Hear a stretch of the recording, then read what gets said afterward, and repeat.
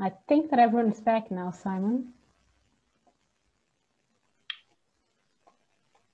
Yeah. Okay, Johnny. So, well, can you guide me a little bit? I couldn't get access to the notes, so I was desperately trying to copy and paste things in. And It's fine. I think this section was is this the section that's described as on the Yeah. back on the dance floor, or get everybody on the dance floor, or? Yes, we're all back now on the dance floor to share a little bit of what happened in our rooms. So everyone that wasn't there can get a little bit of a taste of what happened. So I think, I don't know if everybody, I kind of did take a few notes, but although on the other hand, I kind of wouldn't mind just picking on somebody from my room and letting them say something instead. What do you think is the best approach at this point, given your wisdom? Given my wisdom that I don't have, we can do, so you feel free to to tell us what happened if you are the host, or yes, please speak on somebody else that was in the room to share with us so we can hear more voices. Well, I'm going to, sorry, Pam. I'm going to pick on Pam because Pam I love it. Pam said something very wise and interesting, but then wasn't so much talking as everybody else. And I thought maybe Pam can just give her sense of what we were talking about in the room, if that's all right. Nothing well, like Pam is a losing control regular, so I think she's going to be fine. Oh. Thanks very much. Well, that's nothing like putting me on the spot. It was very interesting actually to hear the conversation we were talking about the Citizen Network and about the whole idea of, you know, being together in this together. There was an awful lot of talk about the Citizen Festival, which is, you know, which is great. And that there's one in Glasgow, which is the area I'm from. So I'll be looking at that up. And we talked about really about the connection and about about formats and what was available to connect people together. I'm desperately trying to look if there's anything else. It was just interesting to hear. We got to hear from everybody, so it was nice to have conversations. I mean, I know that Michael, for example, from the Transition Network had a lot to share as well. So perhaps he might be able to give you a little bit of an indication what we were talking about too. He's another regular, so please, Michael. Yeah, I mean, we were talking a bit about sort of how to engage people in networks, like different, like the fact that different networks use different platforms to do that, and there was a bit around where, you know, when you have a network around a specific issue like UBI, it's almost sort of will emerge itself because it's already something which is really in the consciousness, and other networks sometimes there's a bit more work you need to do, or they function differently. The other thing that we chatted about was how do you create networks where, especially globally, where people are in such different circumstances or have different needs based on you know what's going on for them. So how do you make sure that they're inclusive and fair and equal? And I talked a little bit about the hubs network that we've got in transition and the fact that we use, you know, we spent a long time thinking about processes and different governance models in order to make that happen. And then we talked a bit about what happens when networks, you know, if you come up against the power of the existing system, and why it's important then maybe to think about how you organise or what you can do. And there's like a general introduction about the Citizens Network and how it was set up and what. Michael, can I just jump in? Because one of the things that you said that was really interesting, a good analogy, was about people wanting to come forward. And you said, you know, it's a bit like at a wedding, and there's nobody dancing at all.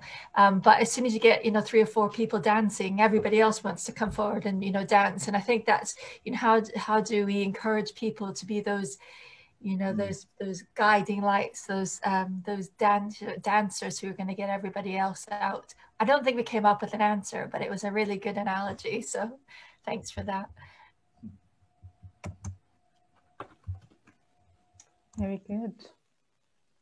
So I think that was enough from our room, and so it was a good conversation. Thank you for everybody who was in the room.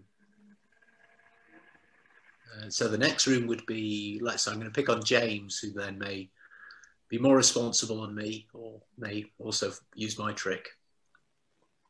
Wow, a moral dilemma right at the beginning, Simon. Thanks. Yeah, our room was good. Me and Johnny spoke about the work that Opus is doing across the piece and the importance of looking at system change outside of the silos of issues, I suppose. And then we spoke a bit more about the UBI Lab network and the progress over the last 12 months and that kind of growth of this decentralized network. And Math and Samantha and Bob seemed very enthusiastic, which me and Johnny were both really grateful for. And yeah, we had a good chat. We had a chat about media and sort of income models that sustain hyperlocal media, and then we had a chat about micropilots and UBI and how we've engaged different people with different lived experiences into the UBI Lab network, and then we spoke a little bit about the kind of aspirations for that work going forward and what our kind of needs were around resource and connections and more learning and things like that. And yeah, I can't speak for Johnny directly, but I found it really useful and really enjoyed it. I can say it was great, guys. And I just would say that was recorded. I'm sure everyone else's sessions are recorded. I'm going to go back and watch the others. I think we all should. But there's some great stuff in there, and getting that out far and wide. Yeah, that's the mission I've got, should I choose to accept it, which I do. Yeah, I don't know if Math wants to add anything, or Samantha at all, or Johnny, but yeah. Yeah, well, I pretty much always feel like I'm missing out on a great party when Simon Duffy's around. I don't get involved enough in all the great stuff he's doing, but bloody hell, you should listen to what James and Johnny are doing. It's like this enormous sweet shop that I can dive into now, so I'm very grateful. I mean, the whole idea that Now Then magazine can actually reach 40,000 people and pay for itself and be hyper-local journalism and all about the arts. And this can happen and live and survive and be affordable, because I'm somebody who made a newspaper and made a complete arse of it, lost all our money, and our funders hated us for it. So I'm absolutely over the moon that it can be done. And then the genius of UBI Labs, using the word lab, so that if anyone has a problem with it, you say, well, we're just testing it. So what's the problem with testing it and trying it? I mean, you know, genius. So it's also the missing piece of the jigsaw for me on climate change, because everybody local who's interested in climate change is posh and has absolutely no idea about poverty and social justice. And so I find it very hard to engage with them. So now that UBI's come into my life a little bit more, I realise what I can say to them. So thank you. I'm going to go and have some conversations tonight.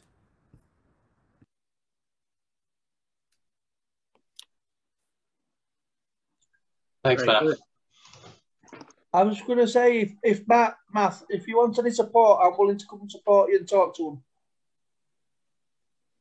Oh, cracking. Who was that? Headless voice. It's Glyn. Cheers, Glyn. If you need any help, just come and I'll come and talk to him as well. All right. Stick your email in the chat, fella, and I'll give you a shout. All right. I can link you to. Right. So who was the third group? Was that Catherine and Steph and Fran, I think. Is that right? I got my list in the right. So no, Catherine was like, so this group is describing some of the work around chronic illness. And the thing about this is led by people with chronic illness whose energy levels are sometimes critically low. So they might, I was going to say guys, which is completely wrong as it's women, but what's the best way of feeding back? Who would like to do that? I can say a bit, and then if any of our participants want to jump in and add anything, that would be great. So we talked about energy limiting chronic illness, which is this new term for people typically with a physical illness where the sort of the biggest issue is energy impairment, which is physical and cognitive fatigue. They're often quite closely interlinked, and often also experiencing pain and payback, which is when if you do too much, you get massively disproportionate increase in symptoms and you need a really long time to rest to recover, and also wider illness symptoms. So people might feel sick, or they might be sensitive to like strong lights or to noise, or feel dizzy, you know, just all sorts of other different symptoms. So Catherine talked a bit about how you can end up quite excluded from society, partly because you just have a physical limitation that you can't do anything about. If you need to go and lie down and have a sleep, you can't also be participating in a meeting somewhere else. And also about the disbelief from a lot of society. So people just going, well, it's just fatigue, everyone gets tired, or you don't look ill, and how that's also present amongst the medical profession and amongst benefit assessors. So we had a really good chat then about the benefit system and the disbelief that goes in, some of the flawed attitudes that underpin our current welfare system. You know, it's not just the idea that people who are sick aren't actually sick and that we're malingering, but also myths of welfare dependency and the whole neoliberalism and austerity. So we had a good conversation about how we need to think more about people's actual experiences of chronic illness rather than what their diagnosis is, and some of the similarities with other issues people might have. So if like your main issue is pain, for example, rather than chronic illness, there's still some crossovers because pain can cause a lot of fatigue, for example. And also we had conversations about the role that occupational therapy might play in terms of actually listening to people's overall experience rather than going down the medical route of what is their diagnosis. So we had a really good chat about that and about, you know, different things we want to explore moving forward. And I think as a group, hopefully we are going to stay in contact and we can continue our conversations. So if anyone wants to like contribute anything particularly from our group that they enjoyed, that'd be great.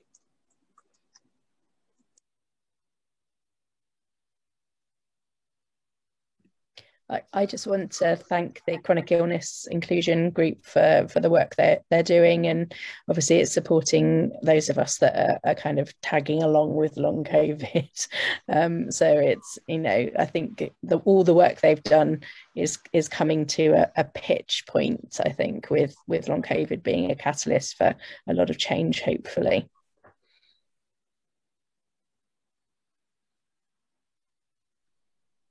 As you didn't do it, Steph, I'm going to do a pitch for you.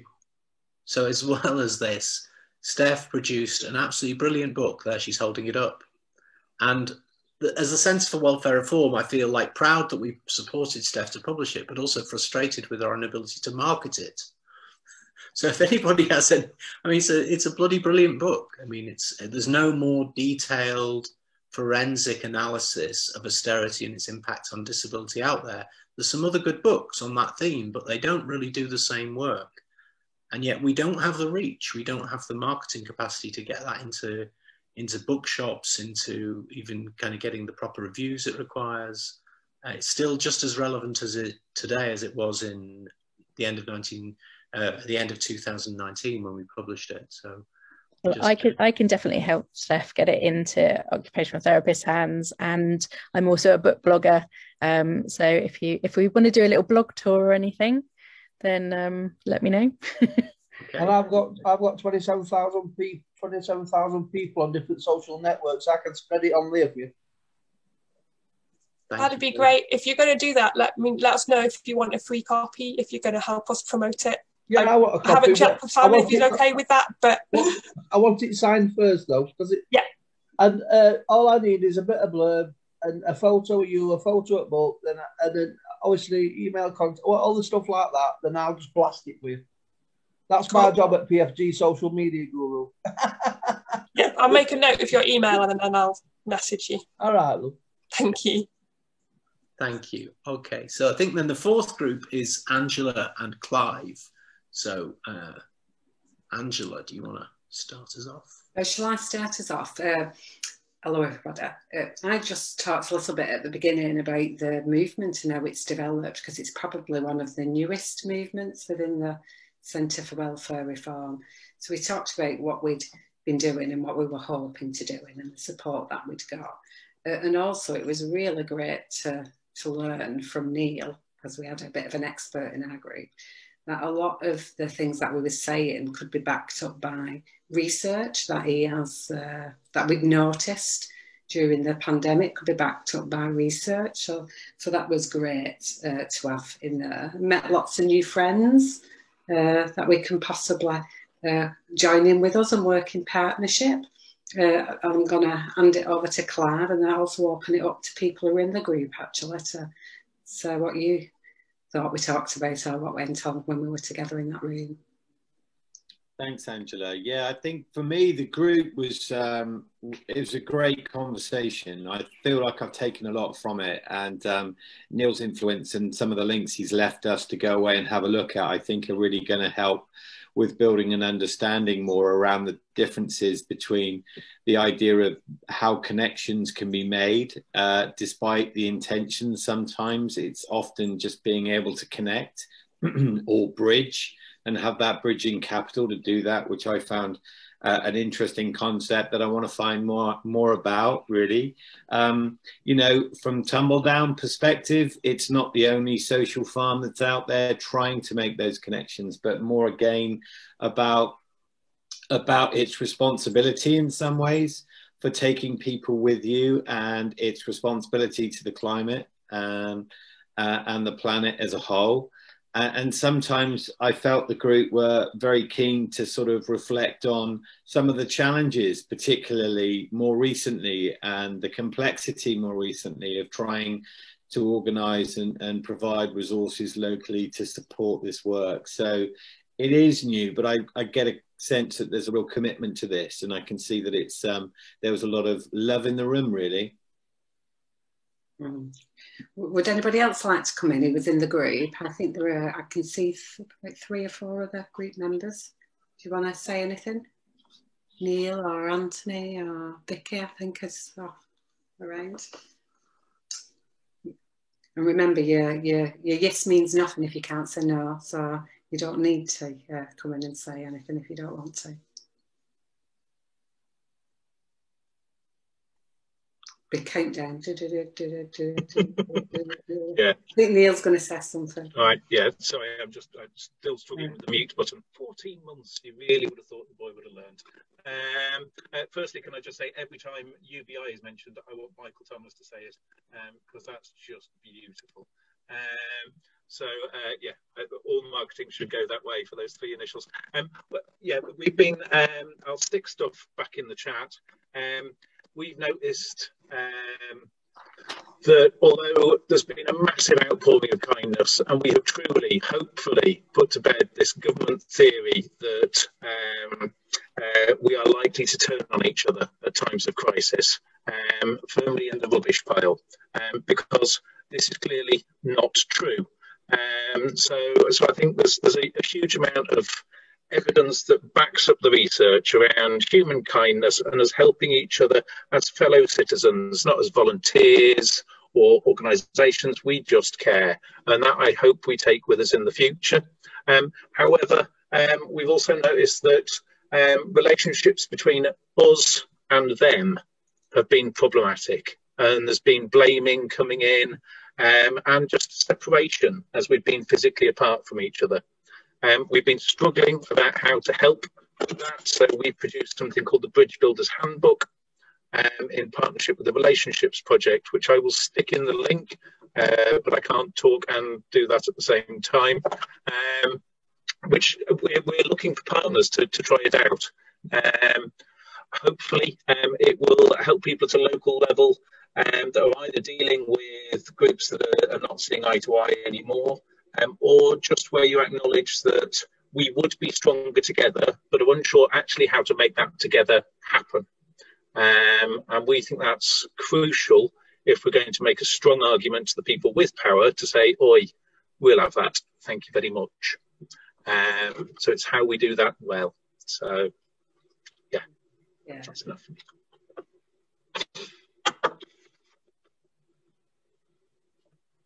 You think that's it, Angela? Do you think we should? Yeah, I think, and it's just about connecting the places where it is going well, because it has gone well and there's evidence now to back that up. So we've got kind of a strengthening case for what we're doing, and a general feeling that there was a real need for us to do this and to go with it. Yeah.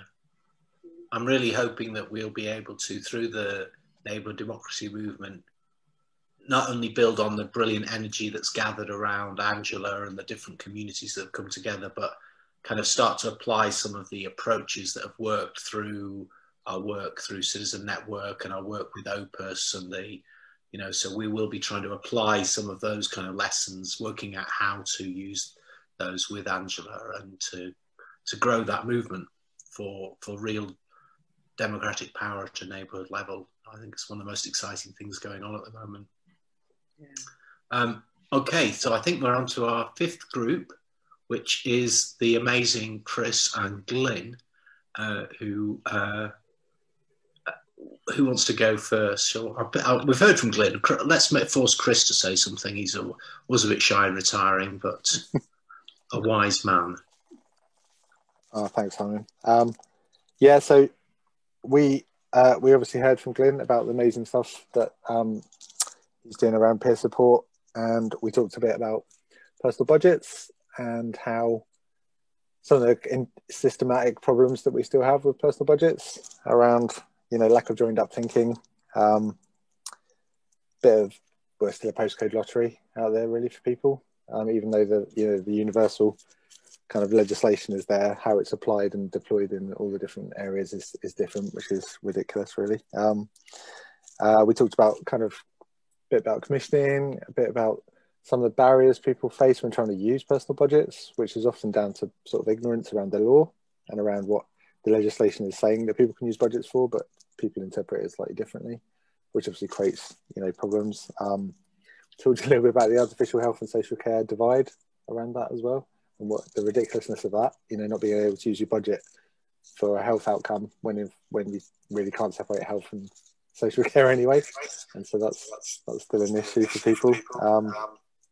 Yeah, and we talked about in that scenario about you know, sort of agencies, commissioning organisations, sort of, you know, fettering people's discretion around how they use their budgets, which is basically unlawful. But also citizens aren't always aware of that. They're not always aware of their rights, you know, around how they use their budgets, and being able to challenge and push back to some of these big organisations.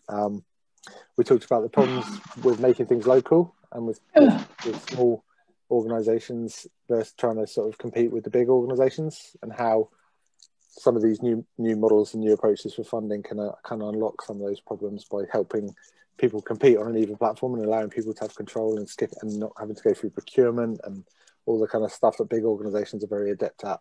So we talked about that. Just a really fascinating conversation around how the system really isn't serving the people, you know, that being a bit of a fundamental problem, and a need to kind of radically redesign social care, you know, whatever that is as a concept, and build something more around relational support and trust and connections between human beings, really. I think that was it, really, unless anyone else in the group wanted to chip in. No? Well, you're on mute, Simon. That's ironic, because my mum's on this call, but she's not on mute. No. I'm a bit inexperienced with all this. I've listened with a lot of interest to all the groups. Is a little, I suppose I'm probably the only retired person here. I don't know.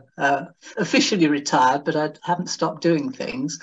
And of course, though spending all my life teaching with young people, now in my retirement, my voluntary work is more with retired people. And I've listened to all of you with a great deal of interest.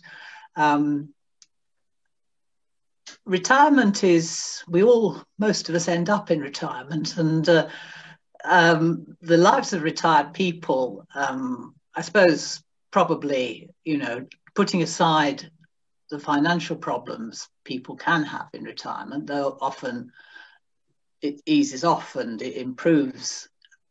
People are getting together. Some of you may have heard, you may make parents who are in something called the U3A. It's not really a university, it's just in different locations, people gather together to study things that they're interested in, or to do things together practical things very often that they're interested in.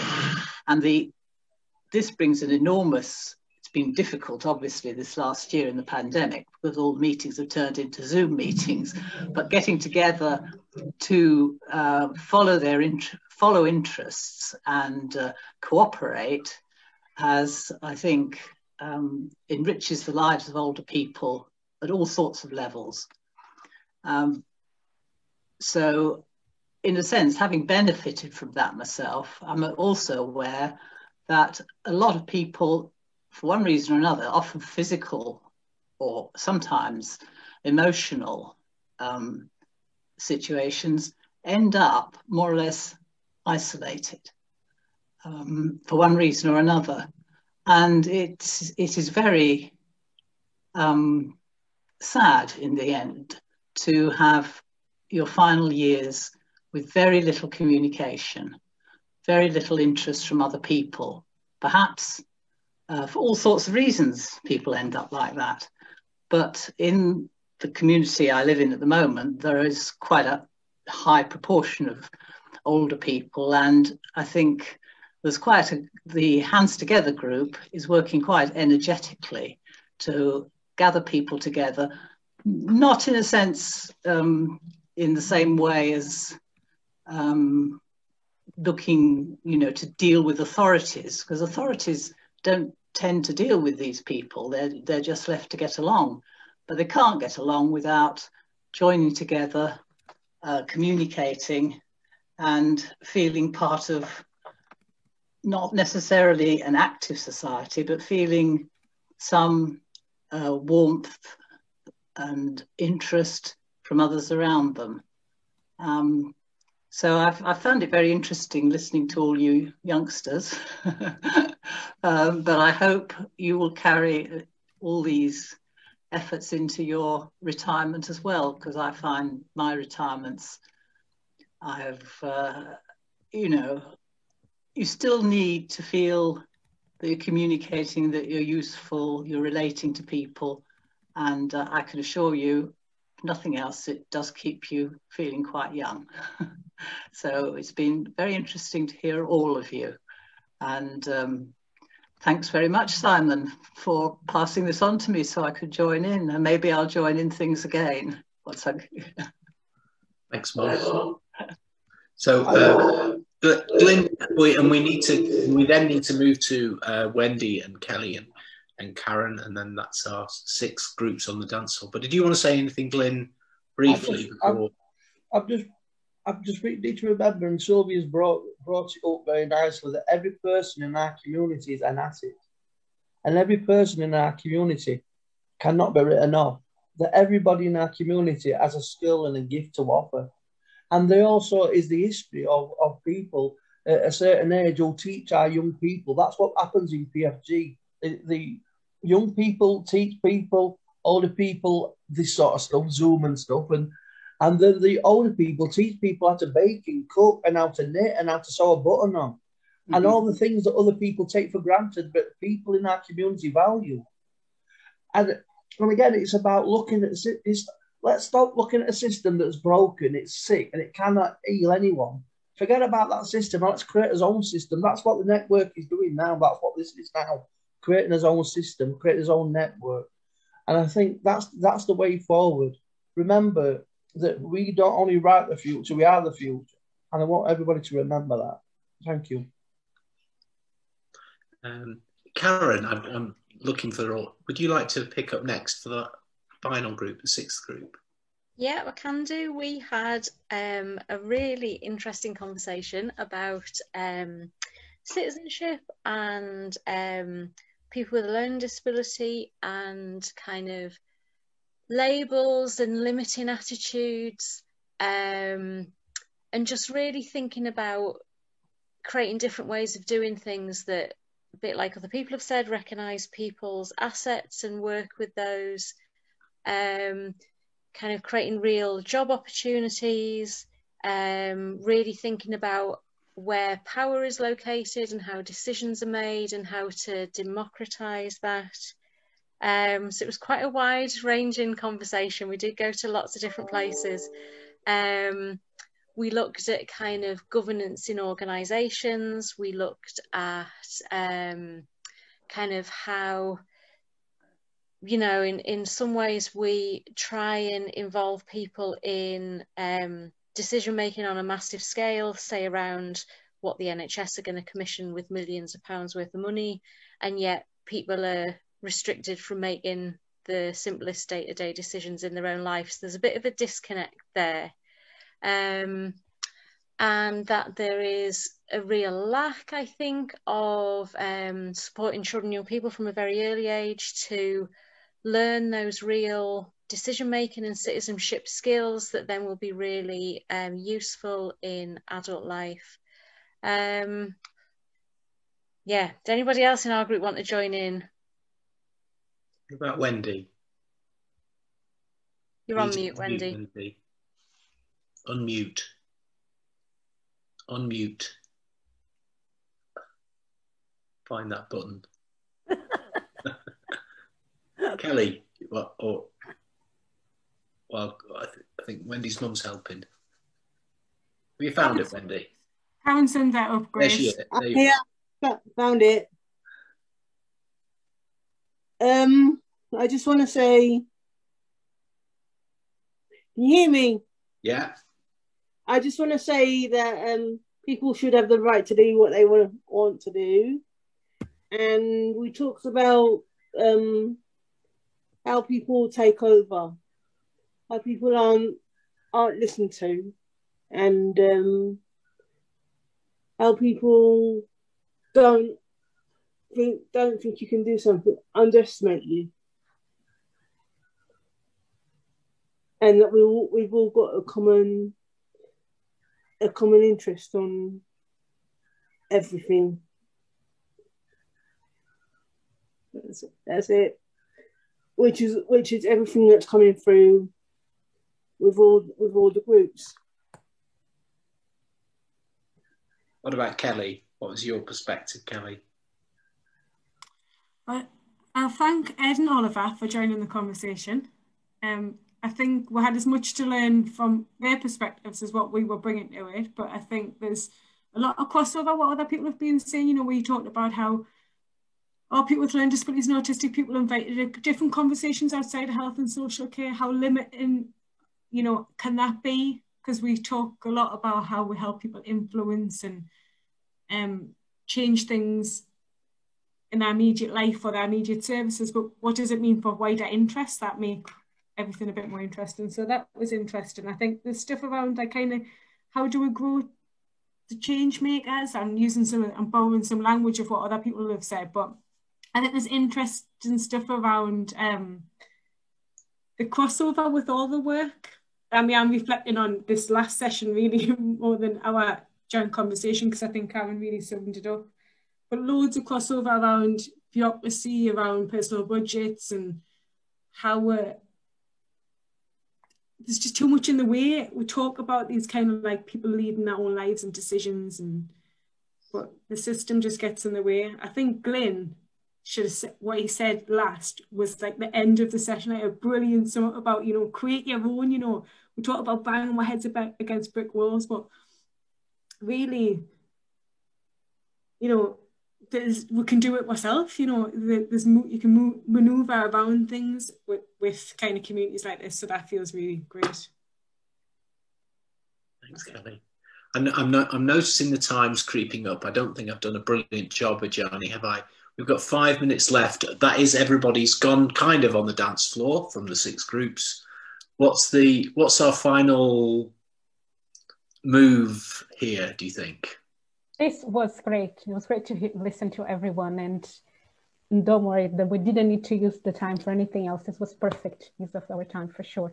So now what we can do is, usually we ask everyone to share of what they are doing right now before they leave.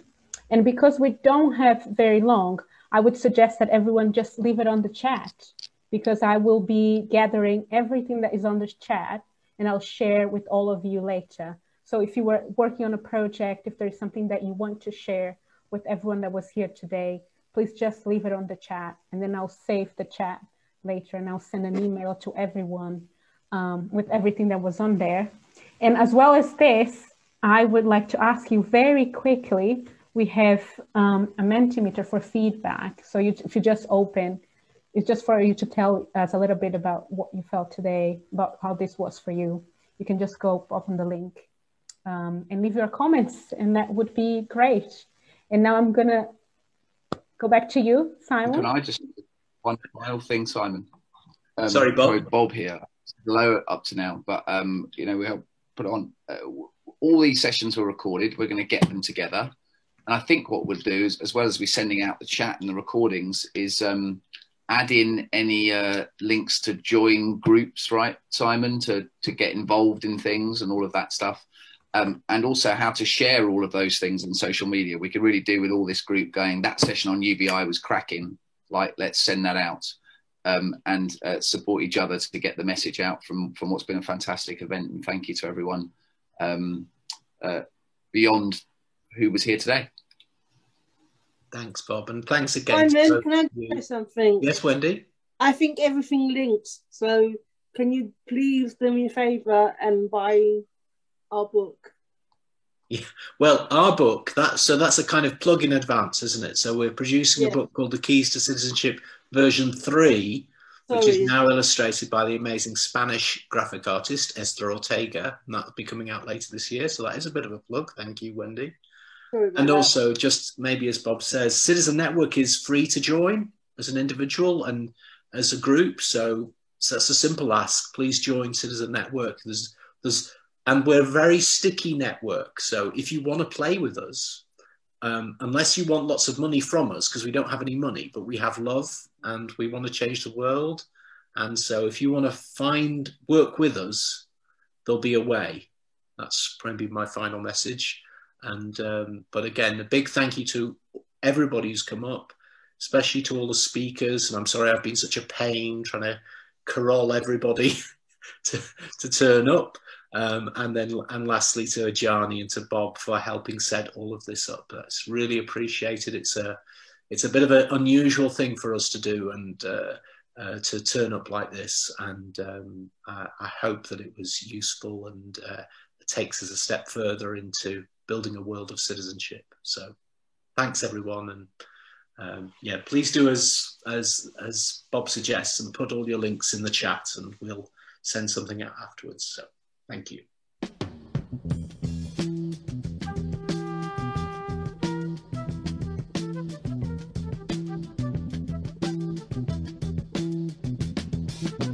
You will not be able to